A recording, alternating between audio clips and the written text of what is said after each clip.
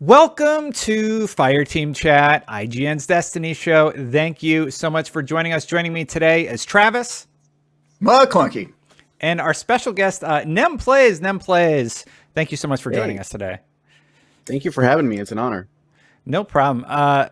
So one of the reasons that I asked you to be on is because I follow you on Twitter and you just post these amazing PvP clips where you go on a tear and destroy the other team. And maybe beyond that, and the screenshots that you take that are fantastic that you provide to people. What sort of other things are you known for? Where can people find you? Yeah, tell us a bit about yourself. So I am also part of the Planet Destiny podcast. I'm actually just returning to the podcast after a bit of a hiatus. And I used to create content for them as well as reviews, guides over on the Planet Destiny YouTube channel. Cool. And what inspired you to take all the screenshots and just put them out there for the world to use? So one of the things that I really like about Destiny is some of the details that are easily missed in the world and within the weapons and things like that.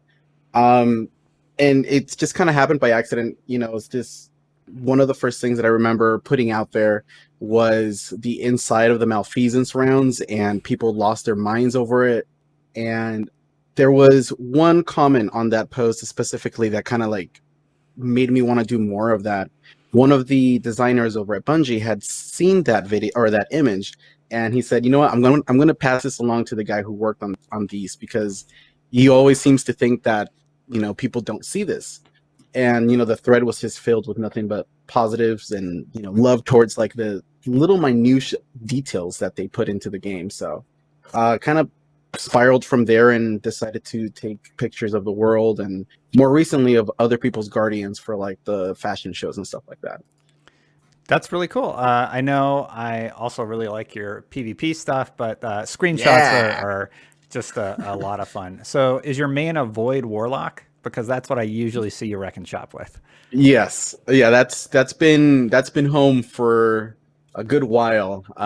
Obviously Nova Warp is a little bit not as crazy strong as it was when Forsaken came out, but that's one of the reasons why I kind of like using it when I can go on those little kill streaks that you sometimes see, because I see a lot of stuff on the Reddit. It's like, oh, Nova Warp's weak. It's a trash super, and I'm just like, I don't know, man. Just don't rush into that encounter blind, thinking you can tank stuff, because you really can't. You got to be smart about the super. So You got also, I'm a big supernova if you ever get into a corner. So look, handheld supernova is an entire different like subject that I'm still kind of upset about. But one of the reasons why I really like Nova Warp is I'm a big X-Men guy, so kind of like teleporting through the environment makes me feel a little bit like Nightcrawler. So yeah. I get that. nice. I get that. Nightcrawler's a very cool X-Men character. For those of you who don't follow comics, he is a blue demon-looking thing. He was in the second movie, if you saw the second movie, or some version of Kurt Wagner. But yeah, very, very cool character. And it's funny that you mentioned him as your influence there. I have to wonder if their teleportation mechanic was sort of influenced by that idea of being able to do that through the world. It definitely looks like it. Like some of the minor animations, like you have that smoky effect when you blink in the Nova Warp Super. So yeah, it's awesome. Nice. So this week in the world of Destiny, the major event that's going on is the Solstice of Heroes. That's probably going to be the crux of our conversation for this episode of Fireteam Chat. And the thing is that it's not being received particularly well. It is largely the same as last year. It's being perceived as incredibly grindy. But I want to throw it to the panel and challenge you to say what is something you like about the event, if you can muster any positivity towards the Solstice of Heroes. Travis, you're the positive one on the show. What's your take? Yes. Come to me for all of your positivity needs. All right. So here's what I like about this activity. This event. The European aerial zone is super cool. Yes, we've seen it before. Yes, we've explored it before, but it's nice to have it back and fight creatures in it. Yes, it is a very grindy event where I'm having to do lots of stuff that I don't necessarily want to do, but it is bringing the Destiny community back into the game and forcing us to do stuff together. And I've actually met some pretty cool people during this event, just online. People say hi to me, invite me to their parties, doing strikes, and we're all kind of groaning and complaining about how grindy this activity is. But it's been kind of nice. Everybody's back into the community and talking about how excited they are for Beyond Light. And so, what we're actually doing might not be the most fun, but we're doing it together, guys. And that is my positive take on a very mediocre event. So you're saying the thing that's positive about it is that everybody's being negative about it and talking about that together within the world of That's Destiny. right. I mean, isn't that what could be more Destiny than everybody being unhappy about Destiny while spending all of their time doing it? I mean, that's really our whole thing. So, Nem, how about you? Do you see a positive angle to the event? Maybe. There are definitely positives. I compared to last year's events, absolutely. With this year's event, we don't start off with the green set; we start off with the blue set. And as we've seen in social media with like the progression bug, you do have a multiplier once you complete either like the purple set, and then once you get to the purple, like the magnificent version of it, when you start doing your alternates, you basically kind of cut that grind in half because you get that ×2 and ×3 multiplier, which helps a lot as opposed to last year's event where we didn't have that. And the armor as well. The armor is not going to be made immediately useless. So they've made this armor where you can grind, get better stat rolls, and it'll be usable up until next year's event. Got it. For me, I think my biggest positive takeaway is that I finished it on one character and then I bought the thing and I'm done. I'm definitely going to go passive for the main character and the grind of the remainder of the armor. And yeah, that's basically my hot take. I was pretty underwhelmed to see that it was largely the same event as last year. Like, as soon as I logged in there, I was like, oh, I remember how much I didn't enjoy this. And I remember doing the void grenades with the warlock in the raid. So, because you can just, spawn the thrall or the whatever they're called when they're taken and kill all of them. But yeah, it's definitely going to be grindy. I'm very happy that I got the set. I still like the art aesthetic of the armor set, but I do wish that they had done a little bit more to sort of differentiate what they did last year. I kind of want to talk about the less positive side about it right now, and unfortunately, it's been a bit of a communication issue for Bungie where the multiplier wasn't working properly. Titans were bugged. I think Titans are 3 times now, regardless of when you do them. Is that correct, Travis? I think so. Yeah. Yeah. See, there's a lot of information out there just sort of floating around the community, and Bungie did their best to clear it up in the TWAB. I'm sort of looking right now. Your third and maybe final character will have 3 times progress bonus for armor objectives.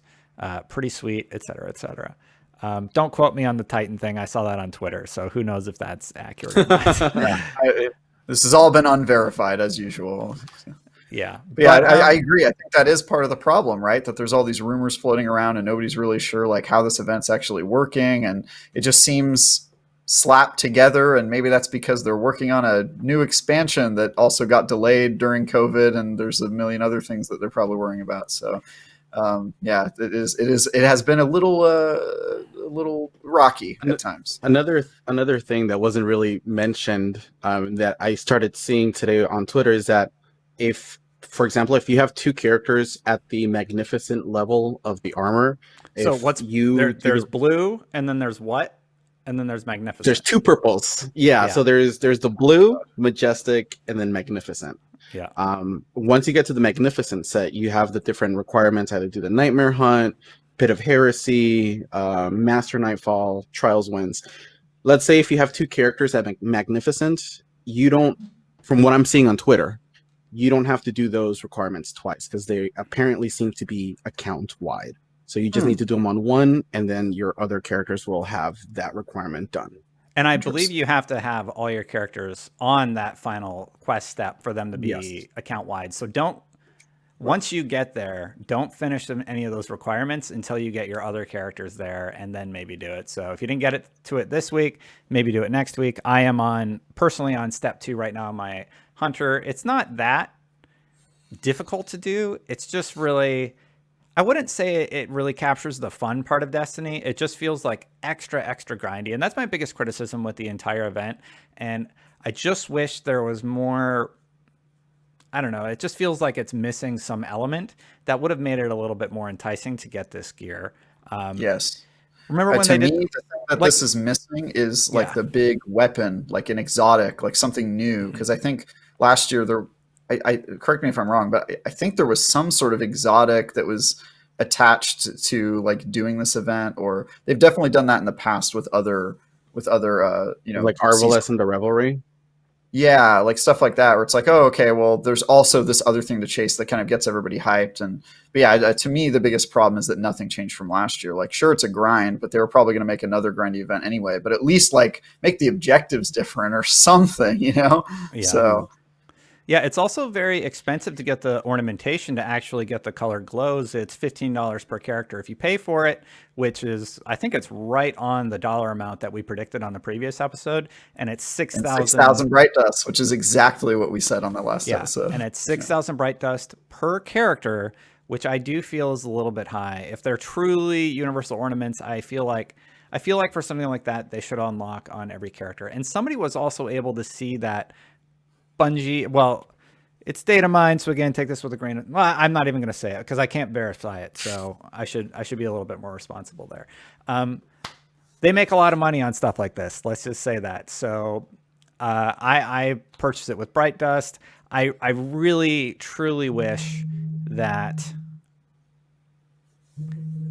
they had created a way to allow people to earn this through in-game activities as opposed to purchasing it at the Eververse. There was also the Bright Dust issue with the repeatable bounties. Like, let me also earn the Bright Dust. I think that would have been a smart change at the very least. But the real bothersome thing is that there's no way to earn it besides cashing in your Bright Dust that you've stacked up for years. And the Bright Dust economy has greatly changed. I think 6,000 is much more coveted than it was when we could dismantle things and get Bright Dust in an easier fashion. So, yeah, that's sort of my 2 cents about the whole event. I will finish it. I'm not going to rush or anything. It's kind of a bummer because the storytelling thing right now is like, it's been really repetitive. You run through the story quest of each week, and then you get one line from Eris, and then all the other ones if you want to listen to it, and that's sort of it. We have 4 more weeks of that remaining before something happens, and yeah, it's just if something happens. Yeah, we're definitely at that roller coaster where it's down here, and we're just kind of cruising along at the bottom, waiting for that exotic sidearm to come out, right? Yeah. That's how I'm feeling about it. How do you guys feel right now about the story quest? And maybe you want to bounce off of some of the takes that I had about the Solstice event. Travis? Yeah, I'm definitely sick of that weekly mission. It was so cool at the beginning when we thought, oh, maybe there's going to be, you had a theory that we were going to destroy the 7 eyes or whatever, and nope, it's just the same. It's a rotation of the same missions over and over again, and you got to do them all to unlock 1 extra word from a tree. It's like, all right, well, even the dialogue that you hear from Nokris and that you hear from Eris is the same at the beginning and the middle. Like, you've probably, if you've been running that on all 3, you've probably heard all the dialogue trees. Oh yeah, could 100%. possibly happen. So he calls me a worm every week, and every week I respond that he's a worm or something stupid. Yeah, you got him. Yeah, got him. It worked the 3rd time. That was it. But yeah, it has been extremely repetitive, but it does give me a reason to log on at least weekly and just kind of see what's going on in the game. Unfortunately, there hasn't been a whole lot aside from that. But this is cool. I still have my blue armor, so I really have not gotten into the Solstice grind a whole lot because I'm just like dreading it. But I know, I'll eventually get through it. I probably will only do 1 character, but I think you're right. I think the main thing that really sucks is like how much this was just a repeat of last year. To me, that's the biggest problem.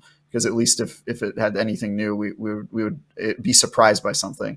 And two is how plugged into the Eververse this is. Like, they put more time into the Eververse offerings for this event than anything else, and it's like very clear between the the colored shaders and the new emotes and all of the other items that they've got there. I mean, this is basically just Eververse, give us some extra money so we can finish the next expansion sort of play. I mean, that's what it feels like. So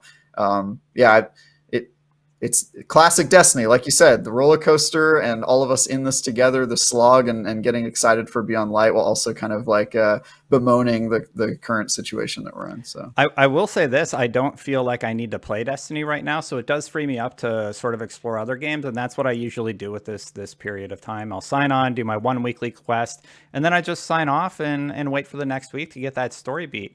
I agree with your point that it is unfortunately very grindy to get that story beat every week. Nem, what's your take? I don't want to leave you out of the conversation. I'm sure you have some thoughts, maybe positive. Maybe you're not as salty as we are. No, I'm 100% with you guys on board there. I'm currently, up until Solstice, I was just doing the same thing, just doing the weekly interference and playing something else. What you were referring to before, Destin, that feels like something that's missing with this event. Do you guys remember like a while ago they did these reprised missions of the Red War campaign, and like they had like the special like little mini bosses? That was cool. Yeah, the meditations. Those were really cool. I'm actually really surprised that we haven't seen those or a new set of those, because there's a lot of missions to kind of like go through since that happened. We have, and they're also going away. Right, yeah. And we have like Forsaken stuff, we have Shadowkeep stuff, and some, a lot of those beginning missions are really cool. And I'm sure there could have been some sort of something to go on from there. But no, you guys are right. There's a big focus in Eververse. At the very least, there's a free glow that players can get, which is the white glow.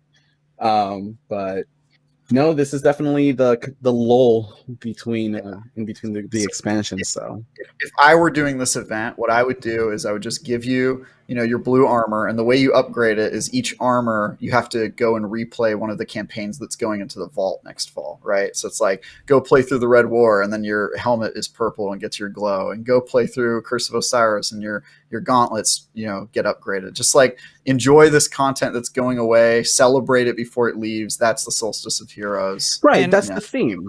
Yeah, that's what they just did with replaying the old raids and checking out those old encounters. And I actually really like that idea, Travis. I kind of thought that maybe it would change more towards that. I think the biggest problem with the entire quest line of that armor set is it's do thing X times. It's not, and it's like bounties. Yeah, it's the bounties complaint. Yeah, it's bounties. It's really grindy, and it doesn't really incentivize you to experience the other stuff in an interesting way, I suppose. I don't know.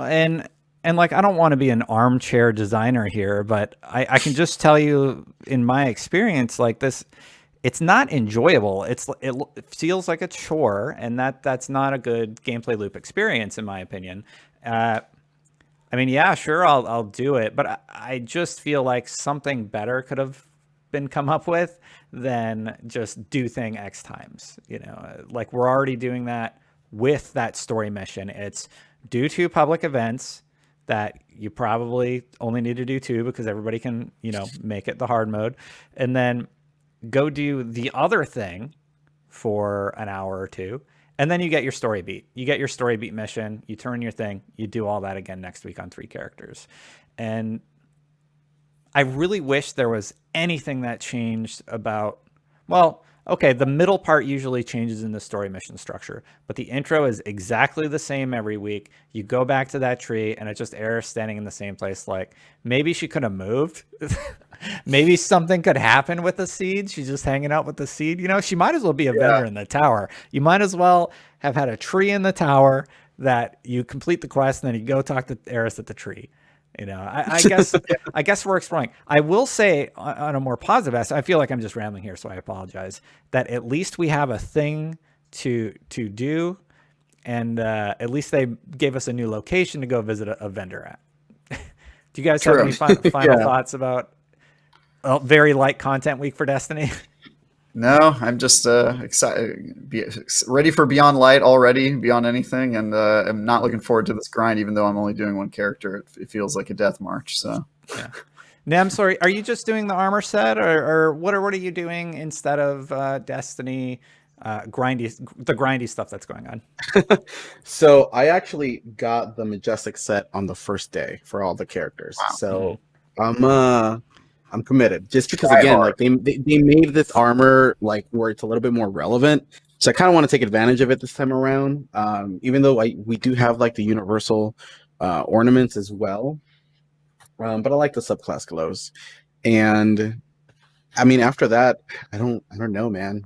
I think it's probably just going to call it after that. All I can say is if this was Solstice, just use this as a point of reference for expectations for Festival of the Lost. Oh no, yeah, that's a good point. Yes, Travis, what about you? Any final thoughts? nope, that's it, man. That's all you got? That's all I got. Just Nothing else? Just What grinding are away. you said you played with a bunch of Xbox people and it was really fun. What'd you guys do? That's right. Yeah. Yeah. So that was cool. I met some people that contacted me because they watched the show and they know I play on Xbox, and I was like, all right, let's get a group together. I played with a bunch of these guys and they told me about their lives, and we talked about the show. That's what I was kind of saying earlier with my positive point, is like the whole community's back in Destiny doing this stuff together, even though it's not the most enjoyable content. It feels cool to just like, have a reason to play Destiny for more than the week sign on that you and I have been doing Destiny, where we just kind of like do the story mission and then we're like, all right, out of things to do until the next exotic, so. For sure. All right, well, that's it for this episode, I think. Nem, where can people find you again? I'm primarily active over on Twitter, so twitter.com/NemPlays. And you can also catch me every Sunday at the Planet Destiny Twitch for the podcast, which is up twitch.tv/planet_destiny. And the podcast is at 4 p.m. Pacific, 7 Eastern. Got it. Nice. Well, thank you guys so much for joining me. Until next time, everybody, Guardians out. Guardians out. He knew what to do.